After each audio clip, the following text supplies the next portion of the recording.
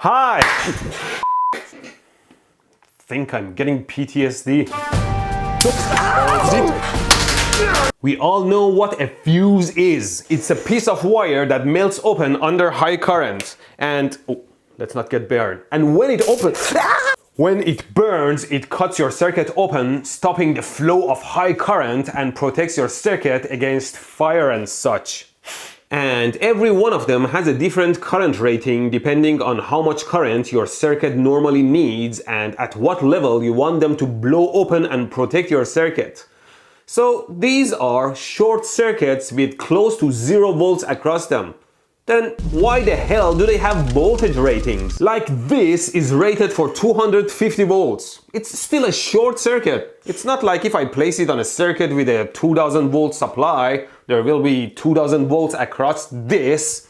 In fact, let's try it with my high voltage transformer. These transformers are very dangerous and one of them has killed me once before and we don't want that to happen to anyone else. So don't! Here is a 10 ohm resistor as my circuit series with the fuse connected to the 2000 volt transformer, and so the fuse blows open quickly, protecting my circuit like this. Oh sh**.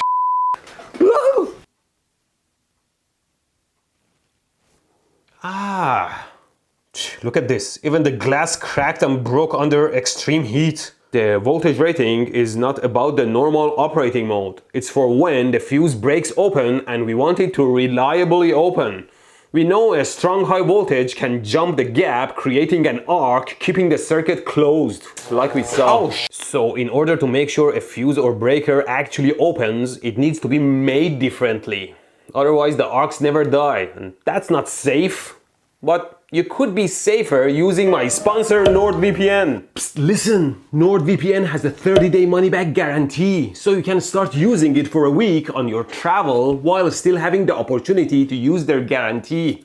Although I'm sure you'll like their service so much you'll keep using it. And NordVPN will protect you on so many different fronts. It's not just the data encryption service to protect your sensitive data and connection from your computer to their so many servers around the world, which is already great, but as soon as you sign up at nordvpn.com/electroboom, it checks emails and messages and warns you about questionable links to dangerous websites that want to steal your info or install malware on your computer. It creates a mesh net so you can connect your devices remotely and securely, transfer and access unlimited files and media, and it even has a password management service and more. And of course, by connecting to a server in the country of your choice, it unblocks the websites, programs or shows in that country that are blocked in your country. So no more things are blocked in your country. NordVPN provides so many services in one shot. Use it for free for 30 days signing up at nordvpn.com/electroboom. Then you'll fall for it and keep it. Anywho, let's make a high voltage fuse. We know the longer the distance, the harder it is for high voltages to jump across it. So we need to make our fuse wire longer. We put 2 nails on a cardboard box. We put some very thin wire around the nails and we turn it on. Oh, oh, fire! Oh, oh, no, no, no, no, no. In case of electric fire, never try to put it out with water. It creates shorts and can cause electrocution. Always try to cut electricity first if possible, then use non-conductive fire extinguishers made for this purpose. I guess this is why they use some sort of cover or glass for the fuse, so the molten metal and arcs don't start a fire. I have a plastic bottle, let's try this one. We just put the nails and the wires inside the cup. Here's my fuse, let's try it out. Here we are, and we turn it on. Oh sh**.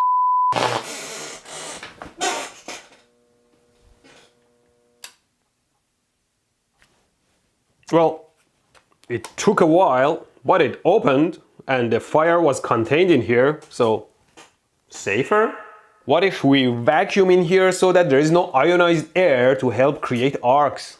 Here I'm holding my super thin piece of wire here. Put it inside our vacuum chamber. Connect the vacuum pump.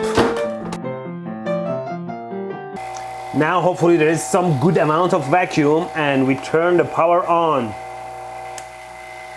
Oh my god. Did you see that?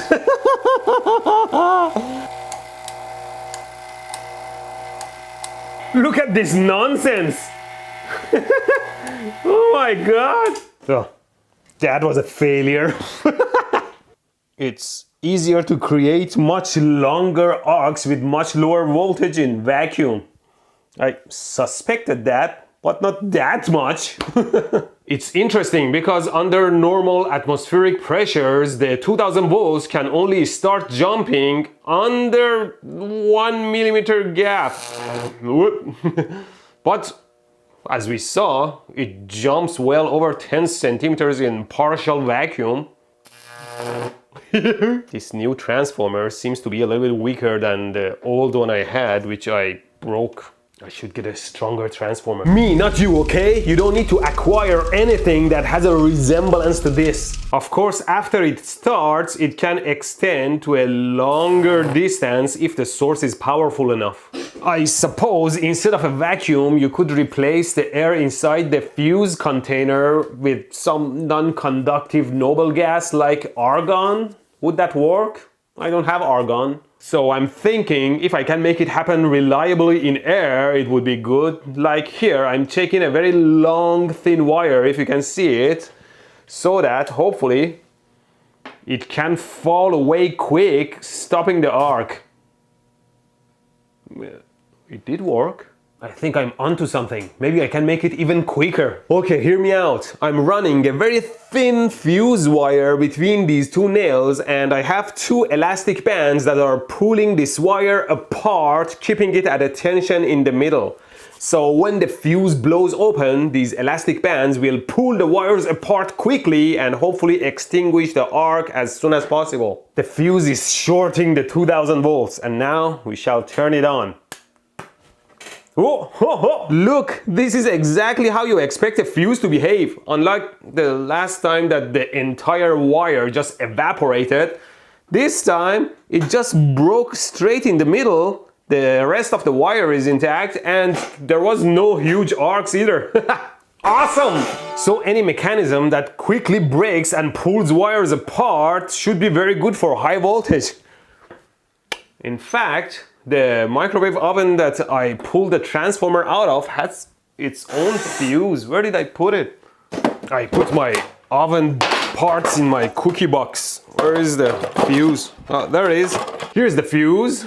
It looks interesting, well protected in a plastic.